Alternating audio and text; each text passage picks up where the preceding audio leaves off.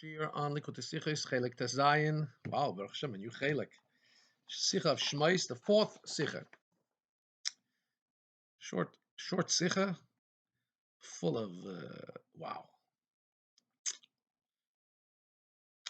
Okay, in Pasuk, the Pasuk says, "Vayemer Aleim Melech Mitzrayim." So this is after Moshe Rabbeinu approached Paro and he said, "Let my people go." So Melech Mitzrayim says, "Lama Moshe v'Aaron." Why Moshe and Aaron? After you, so myself, you disturb the people from their work. L'chol esiv leisechem, go to your labors. So our sages, our medayik, they look at this word and they say, he could have just said, "Why are you bothering them?" But he didn't just say that. He gave him an instruction. Pari told Moshe and Aaron, "Go to your labors." It says to your labors. In other words, Moshe and Aaron's unique work. It doesn't say, let them go to their work. Like it would continue. He said, Moshe and Aaron, why are you disturbing the people from their work or from his work as the nation, the collective? Let them go to their work. It doesn't say that. It also doesn't say, let them go lesivloi som, to their labors, the other word. It says lesivloi seichem. And both of these words, ma'asov or sivloi som, are words that are used either right before or right after. So it's clear that this word being used to tell Moshe and Aaron, go to the labors is actually addressed to them. Go to your labors. So from this, we deduce, Rashi learns that, the Ramban learns that Shevet Levi was not obligated in doing the backbreaking work. The Ramban explains. See, Rashi says that go home and do your work at home. And the Ramban says, yeah, Sivleisam sounds like labors. Who labors at home? But the Ramban says, no, going to do your work at home can be referred to also as Sivleisam, as labors. But the Ramban says, so Rashi just goes as far as to say that you see that Moshe and Aaron are walking around, so obviously they were not enslaved in that same way by doing backbreaking work. The Ramban goes further to say that they actually had unique labors of a different nature. He says it's minig b'cholam. Ramban says it's the custom by every nation, that there are wise people that teach them their Torah. You know, we know Torah as being our Torah given from Hashem. Torah also means their teachings, their instructions. Every nation knows that they need to have people of the spirit, people of leadership, people of moral clarity. And that's why Paroi had kept the Shevet Levi as being those people and freed them from being enslaved in building cities because they were the elders and the wise people of the Yidden. And even Pari understood that every people needs its leadership, spiritual leadership. And that's why when Pari says, L'chul esiv le'seichem liYisrael, go to your labors, he meant your labors which you are obligated to service the Jewish people. What labors is that? The labor of teaching and being the teachers of being instructors to the Jewish people, teaching them the Torah and so on. In other words, Moshe and Aaron, Pare incredulously is telling Moshe and Aaron, hey, don't disturb the people from what they're doing. They're building cities, they're working hard for me. And go ahead and do your job. Your job is to teach. You can even teach the people, but don't try and change radically what the people are doing. So Pare is not just saying you go and learn for yourselves. You go and even do the job, the labor that you have on behalf of the Jewish people, which is to be a voice of inspiration to them, of leadership to them, but don't try and radically change their way of life. They have to live in this country. In this country, I'm the power, and I'm telling them they got to work and work hard, build cities, be enslaved to me. I'm not disturbing you from learning. Go and learn and even teach, but not to the point where you want to get them to stop doing their work, their main work, which is being enslaved to me. Interesting, just even before we go further, it's an interesting concept to think about it, that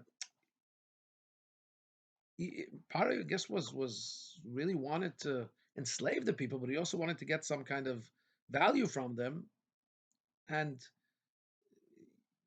even a Paro understands you need people of the spirit, you need people of leadership, people that are going to hold them together, hold the people together.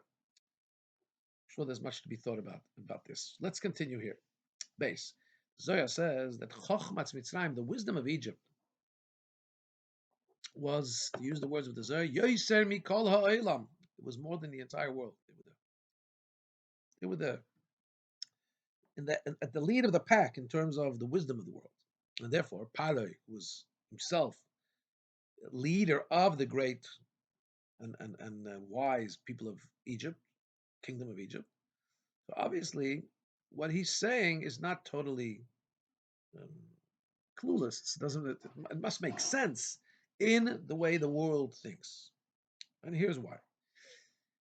Let's think about the position the Jewish people were in. Naturally, there was no way they can free themselves from the enslavement of Egypt. As Chazal tell us, no slave was ever able to escape Egypt. It was ironclad. You couldn't escape. More than that, Hashem had already said 400 years are going to be in Egypt. So, in a sense, even spiritually, where are they going to run? They're not going to have godly backing. They know that they're locked in here. And that's what Paro is telling them. Moshe and Aaron, what are you trying to change the nature of events? Hashem has a plan here. You go back, you teach, study, teach your regular lessons that you teach them. But let the Jews plod along in the way that the world is going. I'm their Paro, their slaves. Don't try and start talking to them about ridiculous concepts and notions of freedom. Now, just in case that threw you off, one second. Paro has a good point. I mean, Hashem has said, ready Tavram, they're going to be in enslaved. So why is Moshe Rabbeinu coming now and talking about going out of Egypt early? So the Rebbe right away gives us in Ha'ara 13, Turnus Rufus had this discussion, the wicked Turnus Rufus had this discussion with Rabbi Akiva. He said, does your God love poor people? He says, yeah. So why does he make them poor? And if so, in the continuation of the Gemara, it says, why are you trying to change Hashem's plan? Why are you trying to? God knows what he's doing. He made some people poor. Why are you giving tzedakah, taking them out of the poverty? But we know that that's the wrong time. Hashem makes them poor in order for us to have the mitzvah of giving tzedakah, right? Anyway, so leave that on the side. So just because Pare has saying, didn't Hashem say they're going to be in exile for 400 years? So what are you trying to change things? Because Hashem wants us to try and change things, as we're going to see. So the answer to that is that even though it seems like he has a good point, but that's what Pare says. And if you would listen to him, God forbid, we would have missed the chance of the redemption. Why? It's known that the Geula needed to be in a hasty way, because if the Yidden would have stayed even one more, like an eye blink more, ahead of fine in Egypt, there couldn't have been the redemption. It was only through the fact that they had not listened to Pare, and Moshe Rabbeinu proceeded with his plan. Tell the Yidden, press on, we're going free. But one second, didn't we just say that Al Pi Seichel, there was a time, a Pare at a point, the Jews couldn't escape, and more than that, there's a 400-year prophecy that Hashem has said, a decree, that they're going to be in exile. Yeah, but Hashem recalculated. It's called Dileg Alaketz. Hashem jumped over the allotted end time, and he started counting from the birth of Yitzchak. So they got out much earlier. So imagine if you would have listened to Pare the way it looked like from his perspective, nothing to talk about. And Moshe would have, God forbid, retreated. No, Moshe had to be listening to Hashem, and Hashem said, you make the efforts to take my people.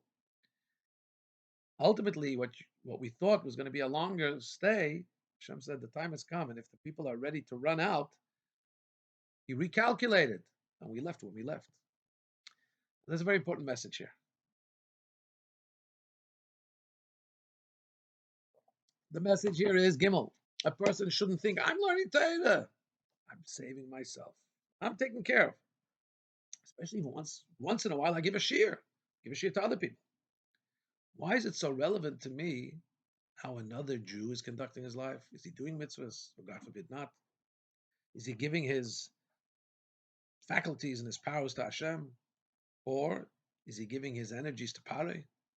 for physical material things, I'm in a good place. I'm in a good zone. I'm spiritually inclined. I'm studying. I'm giving, a token class here and there. Says the Rebbe in square brackets. What's so bad in giving your efforts to material things? Materials, it's not so bad.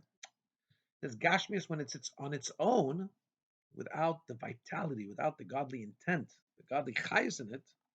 It's just like building what the Egyptians were building, Pisayim and Ramses, those two cities of Paria. And Chazal tell us that the reason they're called Pisayim and Ramses is because Ramses is from the expression of that Rishon Misroises. It would, city by city, as they were building it, um, it was collapsing. Ramses, everything that built collapse, Misroises, like collapse, one after the other. And Pisayim is Pitahim, means the mouth of the abyss. That one after the other, they were swallowed by the abyss. So when something is just material, when it's just a paroic thing, doesn't really have a longevity. That's when you see somebody, God forbid, putting all his effort just into materialism, which is of no substance. So you have to know it's not enough to save yourself and and not be involved with that person to try and lead him to freedom, to the promised land, get him out of the constraints, out of the personal Egypt is in. You have to know that this was a Pare said, don't mix into somebody else's business. Go and do your business. For you, it's enough. You're learning Torah. Why are you so caught up with how another person's living his life? But that's not the way Moshe and Aaron look at things, and they didn't listen to Pare. And here's the rationale why we need to not sit by passively when somebody else is not going on the right path. Just like when there's a fire, God forbid, in a Jewish house. Nobody's going to say, well, maybe I don't have to save the other guy from the fire. I mean, I'm gonna mix into that other guy's business. Everybody has his way of living life. If they want to live their life with a fire going on, that's fine. I'm gonna mix in and get involved when there's a fire. And of course, it's simple that's ridiculous. When anybody sees a fire, they get involved. There's no time for discussion, no time for thinking back and forth, whether it's fits the Mayab culture, mind your own business culture. You gotta right away jump in and save the other guy. See a fire, you jump in and you save who you can. That's when it's talking the way we act, when it's talking about physical life. How much more when we're talking about physical and spiritual life together? Um, Interesting. Why is it physical and spiritual life together? Look at the Sifri in Teitzech of Gimel Ches and Rashi. What does Rashi say there? We'll come back to it. I'll look at it later. But why, when you're trying to save somebody else's spiritual and physical life coupled in one, hello, you got to obviously do everything to save him from the abyss. You can't start thinking, listen to Pare, don't mind your own business, save yourself. So we just have to realize when somebody else is not in the right path, it's like there's a fire. You have to try and find ways to be able to open their eyes. Dalit. The Rebbe says, my father-in-law said in the name of the Baal Shem Tov, previous Rebbe, said in the name of the Baal Shem Tov, that the obligation of Avos Yisrael to love a fellow Jew applies not just to a Jew that you're acquainted with. This love has to be even to a Jew that's in the other end of the world. These days we can know Jews in the other end of the world with Zoom, with WhatsApp call, with all those things. Baal Shem Tov saying this almost 300 years ago. Love for a Jew in the other end of the world. You have no idea who he is. And the love has to be not just love with some kind of limitation. No, kamoicha, like you love yourself, which is limitless. There's no boundaries in how we love ourselves. That's how we have to love a fellow Jew. The Rebbe taught, Friedrich Rebbe, that the Mezritcher Magid wished himself, that he wishes, halavai, he would kiss the Sefer Torah with the same kind of love and endearment that the Rebbe, the Baal Shem Tov, had to a fellow Jew. And the Rebbe added, in the name of the Magid of Mezritch, that if the Baal Shem Tov, being in this world, would know what he knows now, how much is achieved through his nearness and love to fellow Jews, if he would know now what he, if he would know then while he was living in this world what he knows now in his place, he would have done it in a totally different way. So the Maggid is saying, I wish I kissed a Sefer Torah with as much love as the Baal Shem Tov showed for a fellow Jew. So he was at the, can you imagine? We kissed the Torah with absolute love. That's the way he treated every Jew. And yet, what he knows now would make his love, if he was here, be even more intense. It's incredible. And this ava after this love your fellow as yourself has to express itself just like by yourself. Kamaycha, we know. When Pari says go to your job, you know about yourself that the best thing for yourself is studying Torah and doing the right thing, davening and so on. That's how you have to feel about somebody else. Don't deprive somebody else of that. You have to bring somebody else into that ultimate good. And since Hashem doesn't come, Bitrunya doesn't come with any. How are we going to translate Bitrunya? Ein HaKadosh Baruch Hu ba Bitrunya Imri Yosef. Hashem does not make impossible demands on his creations, so therefore, it's certain that Hashem has given everything we need in order to achieve to help our friend. Just have to know that you're not allowed to delay this, not for a week, not for a day, not even for a eye blink, because it could be that in one blink of an eye, it's going to make all the difference, like it did in Mitzrayim. Are you going to stay in Golus, God forbid, and stay in exile, or are you going to be redeemed? So you got to go get to it right away. And this is the teaching. Hey, this is the teaching regarding those that are fortunate to be found in the tent of Torah.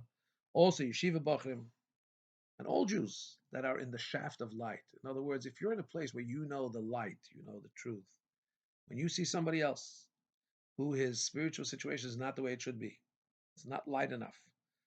So one shouldn't talk themselves into the notion, Aniyas nafshi yitzalti, I've saved myself, I'm okay. And now I will mayob, I'll mind my own business now. Especially because Jews are all one body. So when there's a lack of wholesomeness in Torah mitzvahs by a second Jew, it's really a lack to the collective.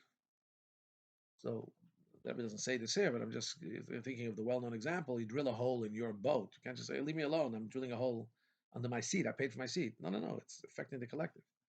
Torah says about Yidden, you are standing here before Hashem. The leaders of your tribes, and all the way down the totem pole of hierarchy, from the wood choppers to the water drawers. That was a different class at that time of Jewish people. It wasn't just a different occupation. So you have all the gamut of the Jewish community. You're all together. You're all responsible for each other. It gets even better than this, because when soldiers line up in a parade, line up in a before the king, the way things work is that if one of the simple foot soldiers doesn't have properly shined buttons in his uniform, they come and the demand is made, the complaint is not just to that soldier, but mainly to the leadership, to the officers. Why has he not taught his soldiers that they should be taught how to be prepared to stand in front of a king? So we have to know that we're standing today before Hashem. The question is not just what the wood choppers and water doors, what the lower strata of the community is up to. But the same question, everyone's together, the Rasheichem, what's with the leadership? And they're not going to be able to say, well, I was busy with myself. That's not an answer. It's not an answer. Hashem expects you to be responsible for others. Like Moshe Aaron. Pari says, go and do your own thing. Don't worry about the people. No. Hashem says you got to worry about the people. And when Yidden will conduct themselves like one complete body, all the Jews together, from the heads till the wood choppers and water drawers, then we become Yasu Kulam Aguda Echas, become like one bundle, one group. Then we say in davening, Yasu Kulam Aguda Echas, will become one aguda, one bundle. Then we'll all be able to do Hashem's will with a whole heart, and that will lead to the schus. It will be Hashem Echad U'Shmei Echad. So Mashiach will come basically. I want to just run back. We're going to take out a Chumash Rashi Shamtes Teitzei Chav Gimel.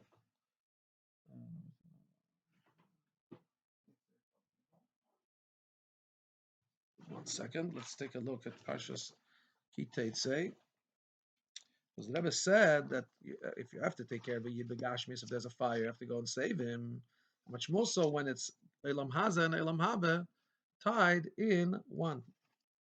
So where's the Rebbe sending us to? Teitzei Chav Gimel, Parsha Chav Gimel. Let's go to Parshas Teitzei Chav Gimel, Rashi Sham Tes.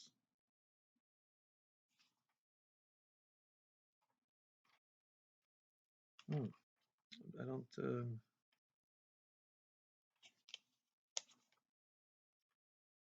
I don't see it. I'm thinking it's. I'm thinking.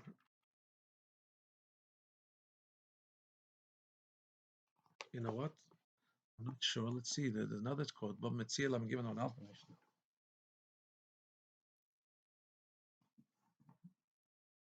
Let's see. What's the Mishnah? Again, I'm going back to Ha'ara 18, footnote 18.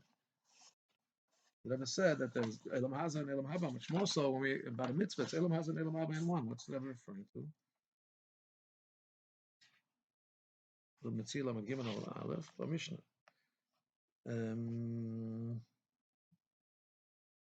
So we have the halacha. Avedosa. The halacha is like this: if there's an aveda, the lost object, and of your father and of your teacher, who do you give it to? You give your teacher first because your father brought you. If you find the lost object, your father brought you to this world, and your teacher brought you to the world to come.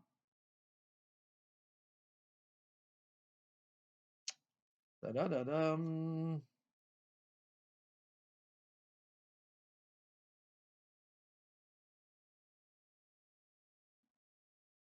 So I'm not sure, but if your father was your teacher, so he brought you to the world, to this world, and to the next world. I'm not sure.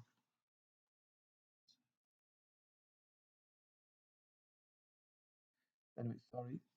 I'm going to have to look into this. All the best. If any of you listening to this has any information for me, please share it. Rabbi at jewishthailand.com. Like